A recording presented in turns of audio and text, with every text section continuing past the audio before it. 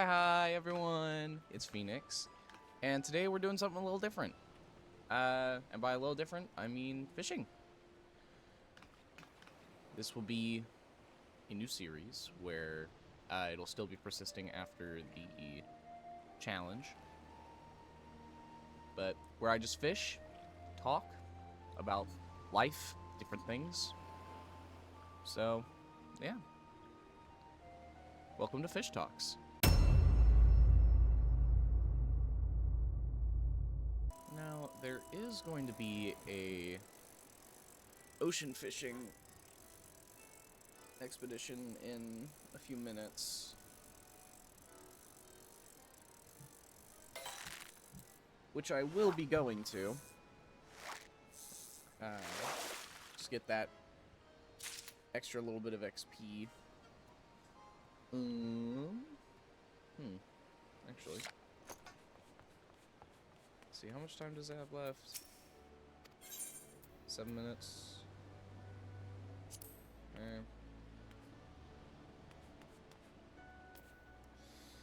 I will go, instead of here in Lenosha, well, actually, no, because I still need a level 20, so, probably Airport?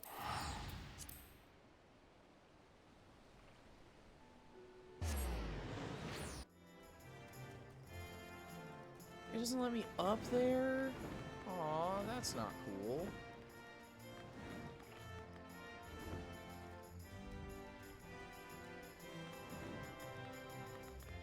Not cool, dudes. There we go. Now we shall fish.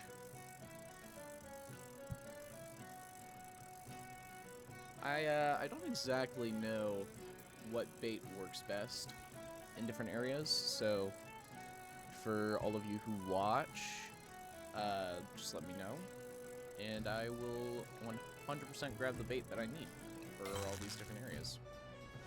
And I don't have to worry about grabbing it whenever I'm trying to go to those different areas. I know there's probably a like a site or something that says like what bait is best used in different areas, but yeah.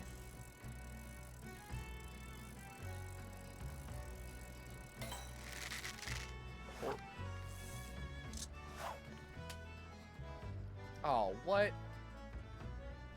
Man. For those of you who haven't been in the Twitch streams recently, whenever I've been talking about it, I'm going to college to be a auto technician, so basically a part mechanic. And right now, I am at a point between like 2 jobs.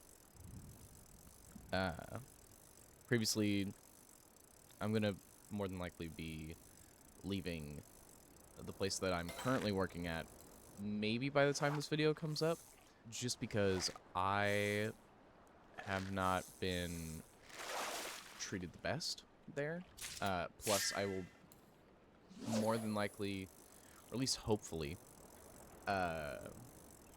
be working at the dealership that I went to see if they would sponsor me to get into the college program.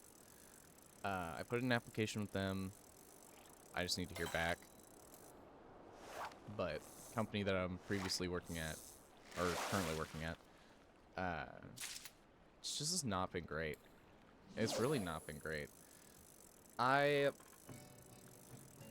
So, they sent a text out to the entire orientation class of the place that I work at currently. And I haven't been working there long. Maybe 2-3 weeks-ish, give or take.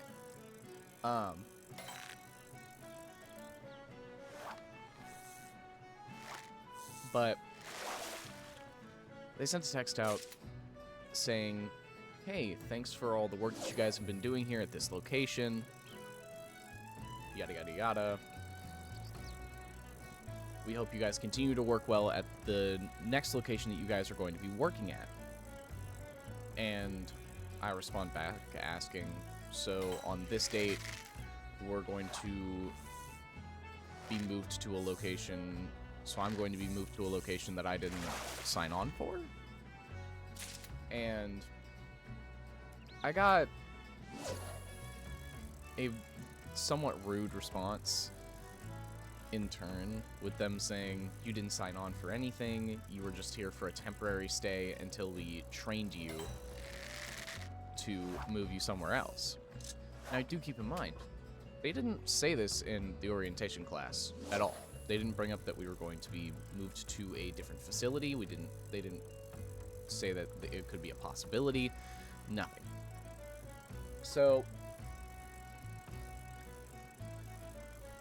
I respond back by saying, well, that's what I'm saying.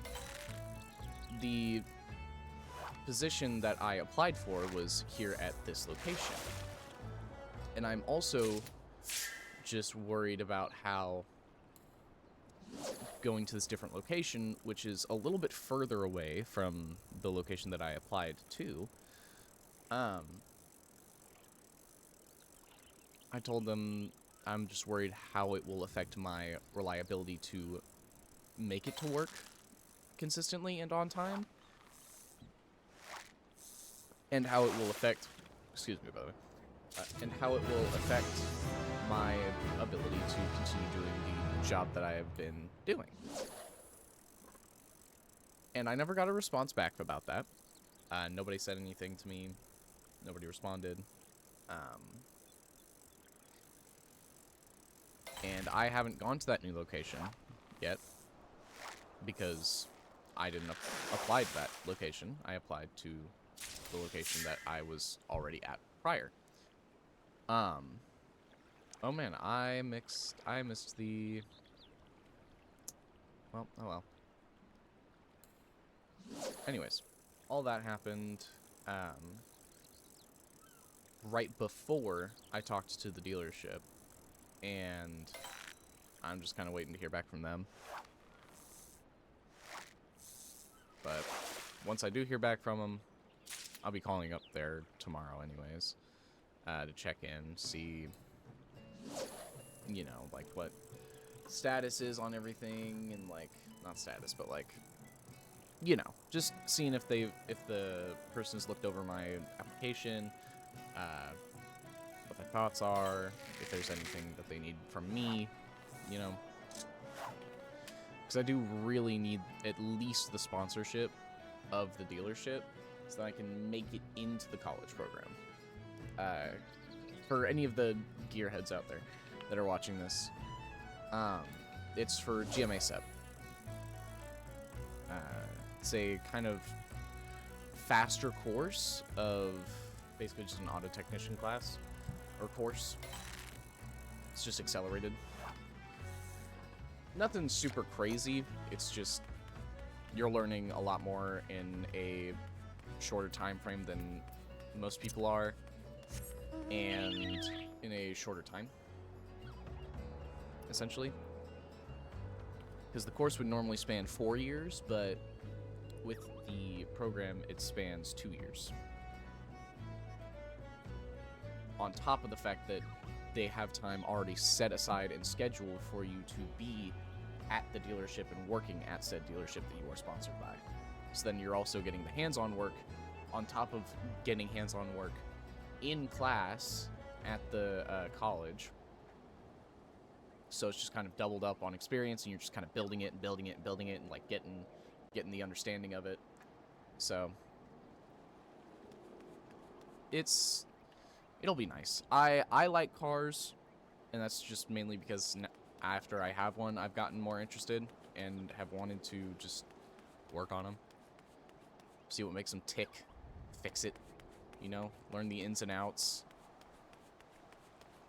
I just like fixing it, you know, I just like getting in there with the different parts. I don't know why. It's probably for a multitude of different reasons that I just have not gotten figured out yet. But yeah, I just really, really like getting into like mechanical things and just kind of seeing what makes them tick, so that I know if something's wrong, so that I know when something's wrong and what it is, so then I can be like, all right, cool, it's this. This just has to get like fixed, or like I only got to do this little thing to fix it or whatnot. It's I like it. All right, I like it. Oh, wait, I can still sign up. Oh, sweet, let me in, let me in, let me in. I just really like getting into mechanical stuff. Because then, if I learn one thing, then I know I can probably apply it to a different thing. And it just kind of gives me some form of a groundwork to look into different things and learn different things. However, I still want to make money off of just fixing cars. Fixing cars, it's fun. It's just fun.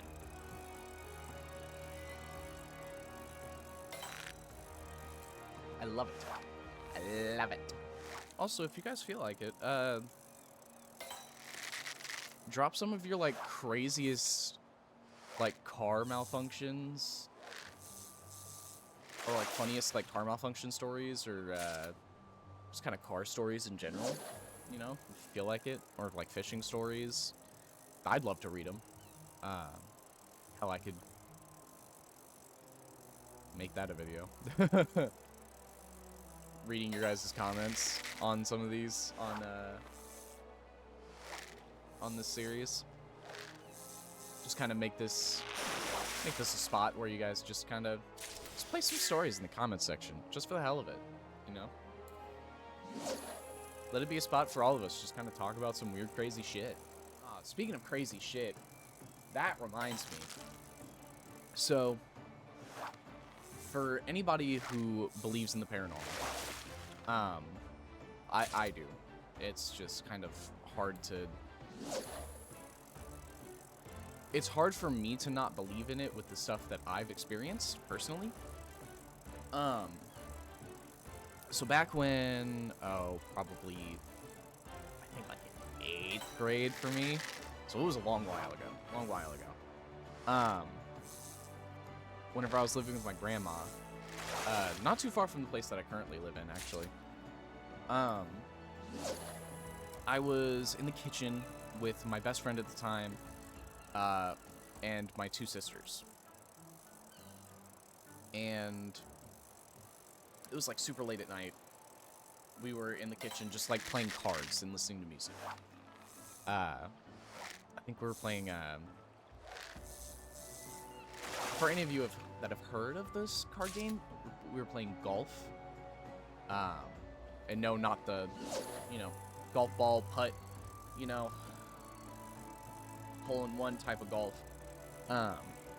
It's a card game where you start with 6 cards in front of you, face down. You put them in any order as long as it is a pattern where one card is directly across from the other. And you want to, whenever you draw them, in order to match that 3 and lock it out as a 0. So once you have 2 face-up cards, it's locked in.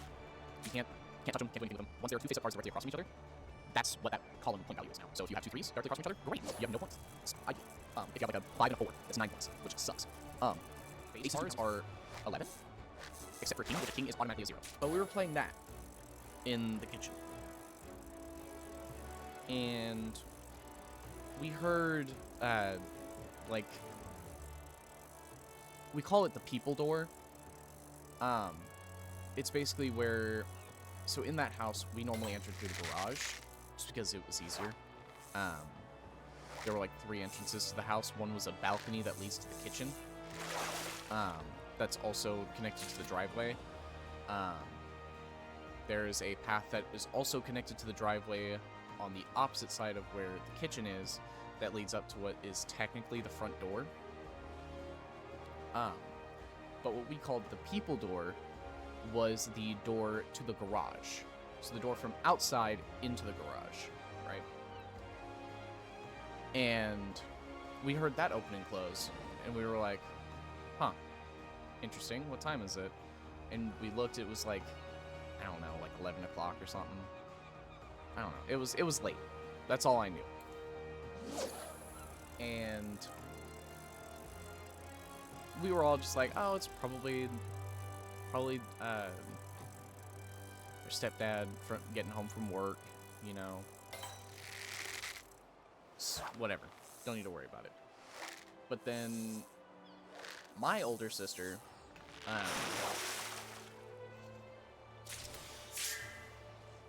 looked back at the time and was like, wait, no, it's too late for him to be getting back. He's got to be already home. Who could that be then? And we sat there wondering. We were like, well, did we even actually hear it? And then, and keep in mind, this is an old house, so you can hear, like, you can actually hear when those doors open and close. Very, very clearly. And then we all heard, because it was just my sister, my older sister, and then my stepsister, who heard the people door open and close. All of us heard the basement door open and close, and we all stopped, turned off the music, and just sat there. And we were like, okay, yeah, now this is real, because it's, all of us heard it. Because we all stopped, looked at each other, and then looked back towards the, like, what's kind of like the entrance to the kitchen. Because the table was closer to was literally right in front of the door that leads outside to the balcony, or not balcony, the patio. That's what it is. It's a patio that's connected to the driveway that leads to a door that goes into the kitchen. And we were closer to that than the actual entrance of the kitchen, which is about a couple feet from the door that leads downstairs. So we heard the basement door open and close. So like from the garage into the basement. We all stopped, we stared, and we just kind of sat there for a minute. We were like, okay, we all heard it, but is that someone or not? Right? And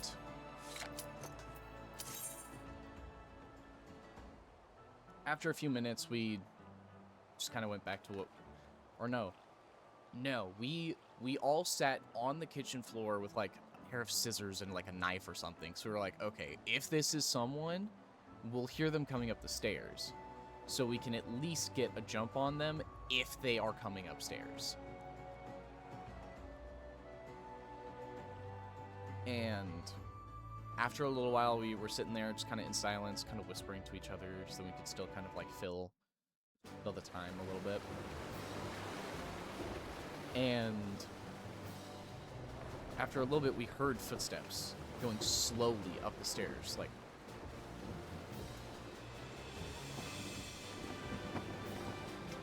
like just kind of spaced out, like severely spaced out.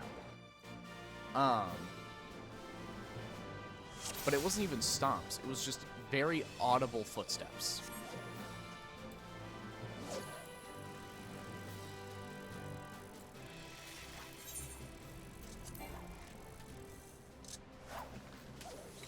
Change the bait. There we go. But it was just very audible footsteps. And we were, after it got about what sounded like halfway up the stairs to both me and my older sister, because we both just lived in that house for like a long time already by that point, so we kind of, we knew how to gauge it off of the sound. And both of us looked at each other and went, okay, yeah, this is actually a person. We need to get upstairs and like wait to then actually see if it was like somebody or not. And then we kept hearing them going up the stairs. So we went upstairs, went into my older sister's room, which was the room directly to the right whenever you come up the stairs. Because whenever you went up the stairs, there was a long hallway. Actually, not a long hallway, just like a pretty short hallway. But on the far right was my room. Directly next to that, which is basically if you make a U-turn kind of movement, after you get to the top of the stairs, that's where her room was. To the far left was my stepbrother's room. And then directly next to that one on the left of them was my mom's room. My mom and stepdad's room.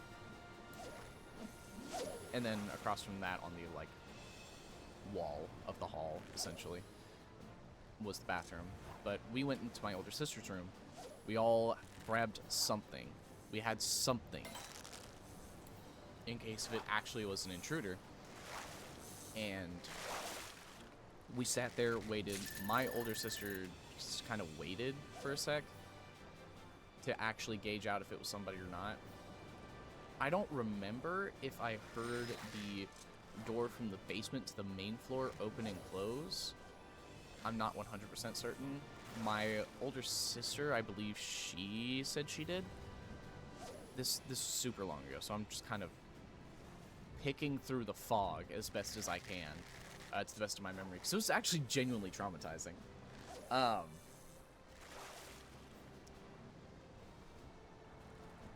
But after a little bit, I could hear like some whispering at the bottom of the steps from her room, because that area was very echoey. You could hear very easily if someone was talking or not from there, especially in like the dead of night, no sound going on in the house. 100% you could hear someone whispering from the bottom of the stairs, especially from the bottom of the stairs. That spot was like one of the most echoey parts of the entire house.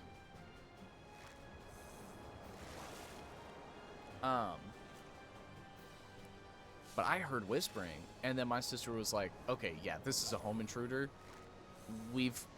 This is a break-in. We've got to call the cops.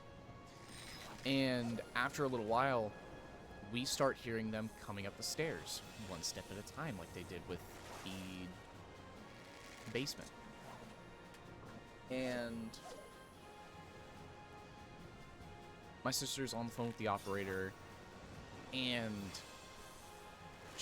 the operator's trying to tell my sister, you need to get like an adult up or something so then we can get permission into the house. And after a little bit, she goes to look, and she can hear breathing on the other side of the door, and she looks under the door and sees just a pair of, I think, just a figure of feet, or with shoes on. I don't know exactly what she saw there, but she was like, there's someone on the other side of my door. I cannot do that. And then eventually she opened up the door. Nobody was there.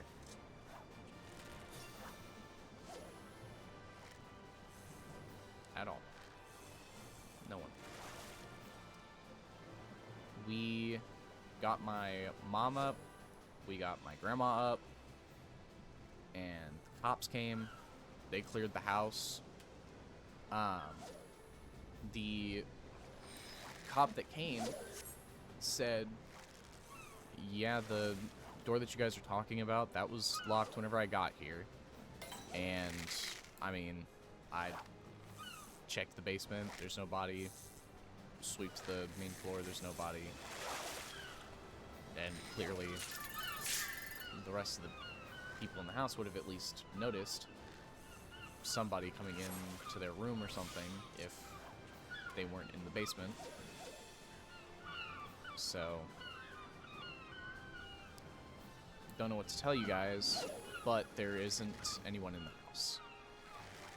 And all four of us are just kind of left flabbergasted and super confused because we all 100% heard someone or something going up, open and close those doors. Nice level up. Open and close those doors. And walk up the stairs. There was no two ways about it. We absolutely heard that. But we don't have any way to show it. But that's one of my craziest kind of paranormal stories. I've got a ton more, honestly. Surprisingly, I have had a lot of paranormal experiences. Another one was here in this exact house that I'm in. Actually in the exact area I'm in too, almost. I was in the more back area of the basement. And so it's completely covered in concrete for the most part. Besides the ceiling and then just the one wall that connects to the other side of the basement. anything after that is just like concrete for the most part. I remember I was sitting in that back area because I used to have my PlayStation set up there and like just had my had my whole gaming set up there because it was just right next to the router. So I just had my stuff LAN connected to the router. And I remember I was just kind of sitting there chilling, just playing some games or watching something, I can't remember. And in the other part of the basement, there is a pair of sliding doors that lead into the backyard. And we have a wood pole stuck between the sliding door that normally like slides open to get out. So then, you know, it can't just be like open and closed willy-nilly by like anybody who could get into our backyard. That thing's like lodged in there. Like I still have to put like a little bit of effort to trying to get that thing like out of the door, essentially. And I'm just chilling, you know, doing my own thing. And out of nowhere, I hear that exact just wooden rod fall. I hear it hit the ground. And I jump up a bit, because it's just out of nowhere fucking... And I'm like, what the fuck? I was like, what was that? So I kind of like peek around, and this is during a time that like my older sister would really fuck with me. Like, super consistently before she would be like, ah, it's me, alright, let's hang out, you know? And so I kind of like, I'm basically clearing the door like I'm in CS:GO, like I'm in CS, right? I'm kind of like peeking the door a little bit, kind of moving back and forth, kind of peeking it, going back, peeking it, going back, making a little bit of progress each time. And I eventually get to the point where I see that the wood pole like fell, and I'm like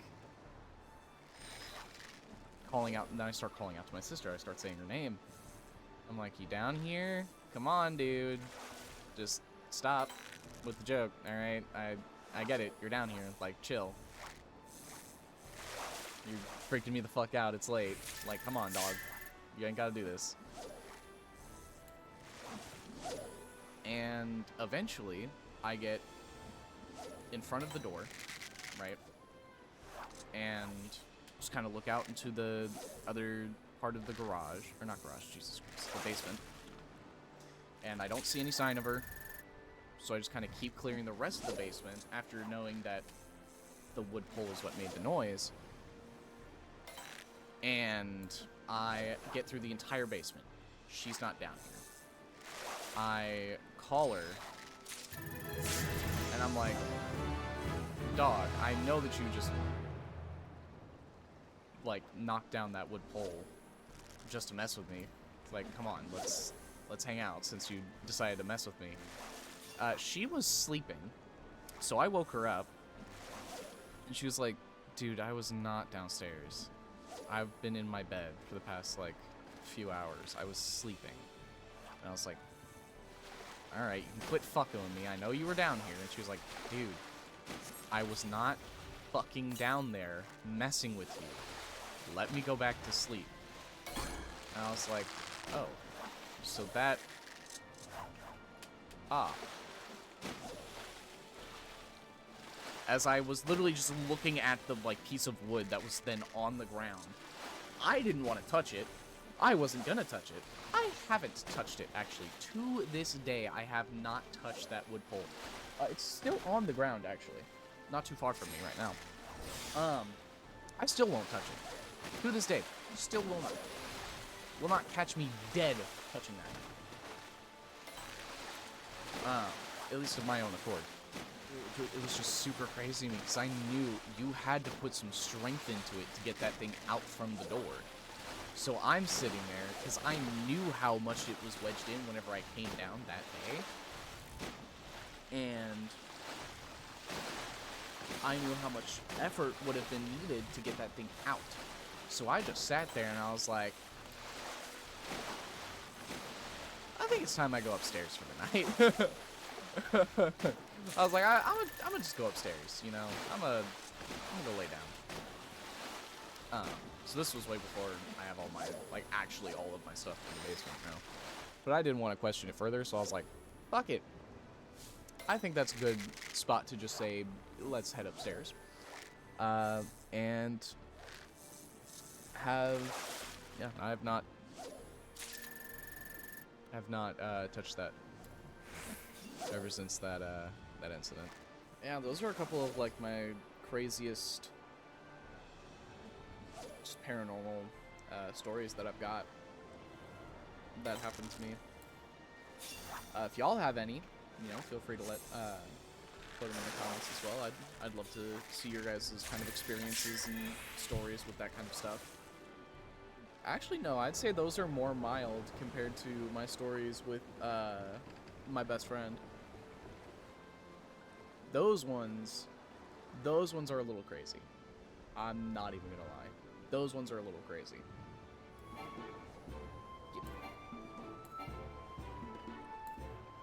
There we go.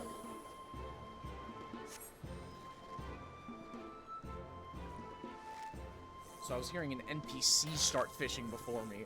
I was like, so I was getting the error notif, and I was like, okay, but how did that dude just start fishing before I could? What? Little did I know. He didn't. Man, I wish there was more done with just this kind of stuff. You know, with the,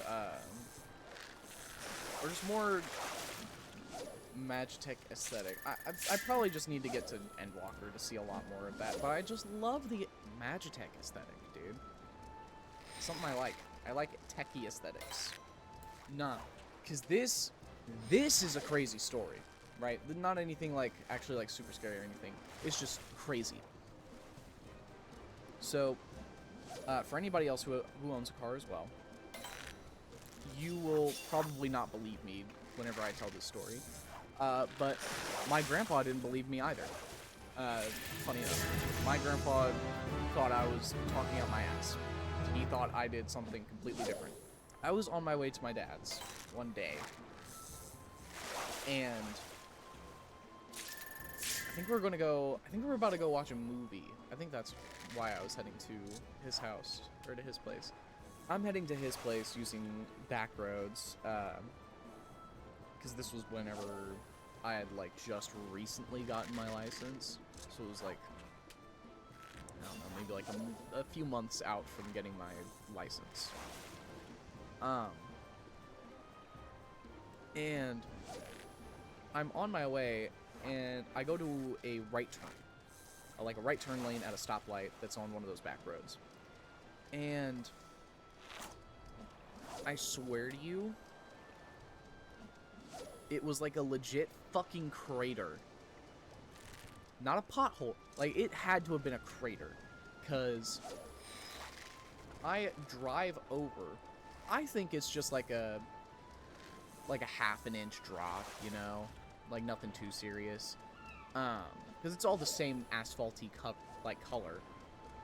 So more of like a gray, like grayish black, you know? So I'm like, oh, it'll be fine. And then I feel the whole right side of my car fucking go doom, boom. I hit my head on the roof of my car, actually, because of it. Or no, it was the left side.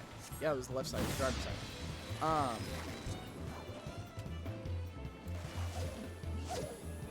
And that my entire side of the car just goes doom, doom. And I fucking fly up and hit my head on the ceiling of my car with my seatbelt on, by the way. I look through my windshield, and in the bottom left, leading up almost halfway to my windshield, like halfway across my windshield, is a crack. I cracked my windshield because of a pothole. Because of a massive ass pothole. And whenever it was brought up to my grandpa, because we had to, cause at the time I had to ask my grandma to help me get my windshield replaced. My grandpa was like not too far from her, and I was on the phone. And also the next time I saw him in person, he was like, I have never heard of someone cracking their windshield because of a pothole. He was like, you have given me a first for that. In all of my, it was like 60 something at the time, or 70. He was like, all of my 60 or 70 some odd years of living, I've never heard of this happening. And I was like, well,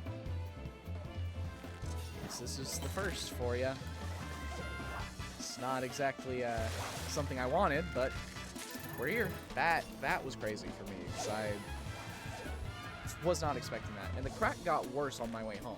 So it was summer. I had my AC on because I needed to.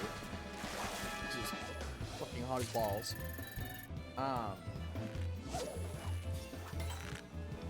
And by the time I got to my dad's, the crack already moved farther. And by the time I made it home, the crack had made it like 75% of the way through the windshield. Just crazy that it even happened.